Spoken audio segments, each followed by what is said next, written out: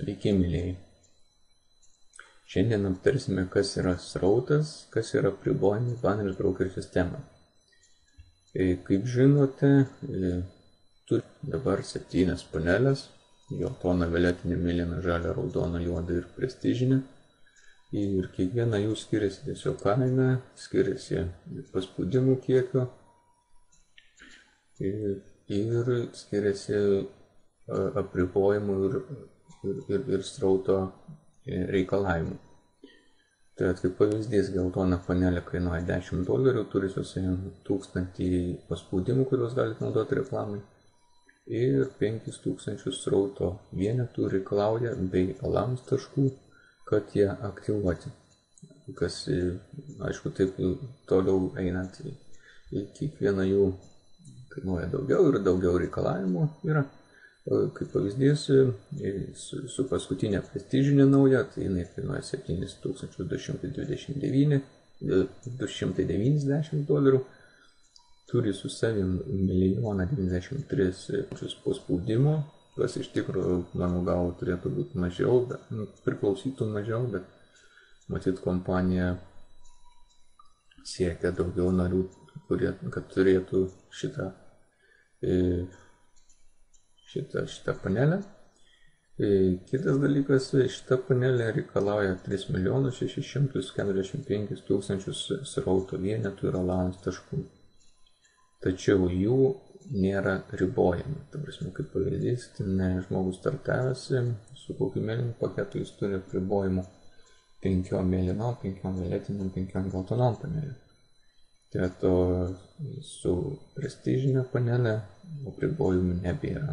Žmogus kiek įstengia, tiek ir perkasi.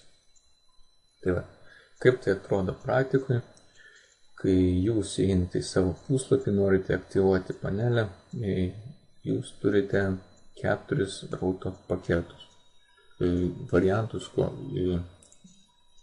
kokius galite turėti sraute. Ta prasme, srautą galite turėti 4 variantais.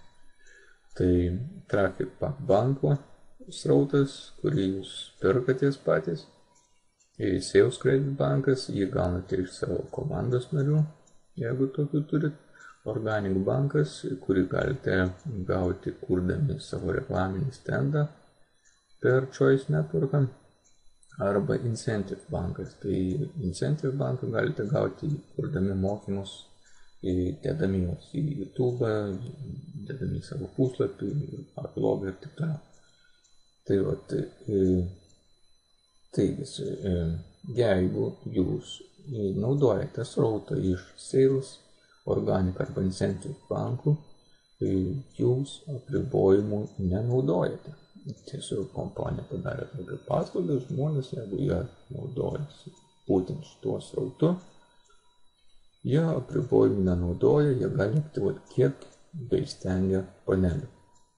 Tačiau jeigu jūs naudojate Traffic Pack bankų, jūs naudojate tuo pačiu ir apribojimus, kurie yra pavaizduoti štai šičia. Imam pavyzdį. Dabar yra mėlyna panelė. Kad ją aktyvuoti reikia 45,000 srauto vienetų ir 45,000 allowance taškų. Šiame pavyzdyje yra parodyta, kad yra 90,000 allowance taškų, ką tai reiškia, kad galite aktyvuoti 2 mėlynas panelės. Tokiu atveju, jeigu jūs naudojate Traffic Pack banko srautą, šiuo pavyzdžiu, tai tik tai toks variantas ir yra galimas, tai statote ant Full Traffic Pack banką ir 5,000 srauto vienetų būtų nuskaičiuoti iš Traffic Pack bankų ir 45,000 iš allowance. Tokiu atveju, sakykime, kas yra įdomiausia, kai jūs aktyvuojat didesnę panelę, jau mažesnį panelį įkrenta irgi dvigubai daugiau. Ta prasme, čia dabar yra mėlyna panelė, tai aktyvavus ją įkristų 2 violetiniam paneliam allowance taškų. Violetiniai panelį reikia 15,000, tai įkristų 30,000 taškų allowance. Taigi, kitas variantas, jeigu jūs turit, sakykime, 0 taškų mėlynai panelį ir norite ją aktyvuoti, allowance taškų turiu. Tai vat, surinkus 3 mėlynas panelės, jūs galite daryti roll-up veiksmą ir vieną žalią panelę. Tokiu atveju jūs gausite 2 mėlynom panelėm allowance taškų ir galėsite tada 2 mėlynas panelės aktyvuoti. Tai vat, toks variantas yra tiesiog su allowance taškais ir su srautu. Jeigu ateityje bus kokių nors klausimų, kaip gauti vienokį ir kitokį srautą, kaip susitvarkyti su tuo allowance'u, nebijokit kreiptis pas savo komandos narius, kurie kvietė jūs šį verslą. Taigi šiandien kartu tiek, viso gero.